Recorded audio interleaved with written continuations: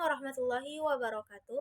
Perkenalkan, nama saya Rini Afrisa dengan NIM 4114230055. Tujuan saya membuat video ini adalah memenuhi salah satu tugas mata kuliah saya, yakni Pendidikan Agama Islam, yakni dosen pengampu Ibu Profesor Dr. Novianti Jafri SPDI MPDI, dengan judul Pencegahan Terhadap Penyalahgunaan Narkoba.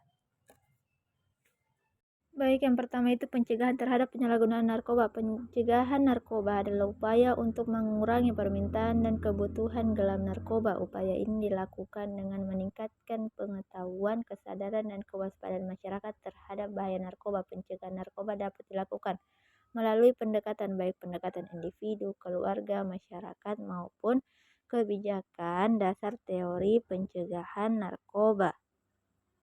Kemudian, pencegahan narkoba didasarkan pada beberapa teori, antara lain teori kognitif. Teori ini menjelaskan bahwa perilaku seseorang dipengaruhi oleh faktor kognitif seperti pengetahuan dan keyakinan, serta faktor perilaku seperti keterampilan dan kebiasaan.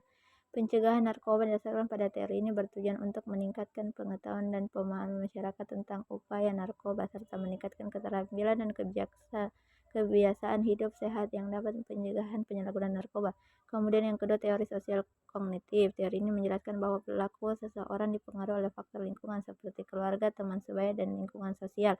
Pencegahan narkoba didasarkan pada teori ini bertujuan untuk menciptakan lingkungan yang kondusif untuk mencegah penyalahgunaan narkoba, seperti lingkungan keluarga hangat yang penuh kasih sayang, lingkungan teman sebaya yang positif, dan lingkungan sosial yang bebas dari narkoba.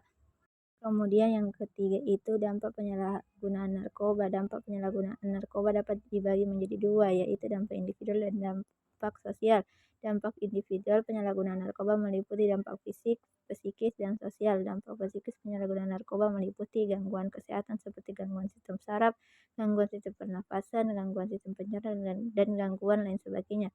Kemudian yang kedua, dampak psikis penyalahgunaan narkoba meliputi perubahan perilaku seperti agresif, mudah tersinggung, dan tidak bertanggung jawab. Yang kedua, penurunan motivasi dan produktif, kecanduan. Yang ketiga, dampak sosial penyalahgunaan narkoba meliputi tidak adanya teman sebaya. Kemudian dampak fisik penyalahgunaan narkoba disebabkan oleh efek farmakologis dari narkoba tersebut. Setiap jenis narkoba memiliki efek farmakologis yang berbeda-beda, sehingga dampak fisiknya pun berbeda-beda. Secara umum, dampak fisik penyalahgunaan narkoba dapat dibagi menjadi dua, yaitu dampak akut dan dampak kronis. Dampak akut penyalahgunaan narkoba terjadi dalam waktu singkat. Kemudian kalau dampak akut ini penggunaan narkoba, dampak akut ini dapat berupa gangguan kesadaran seperti kewaspadaan yang berkurang.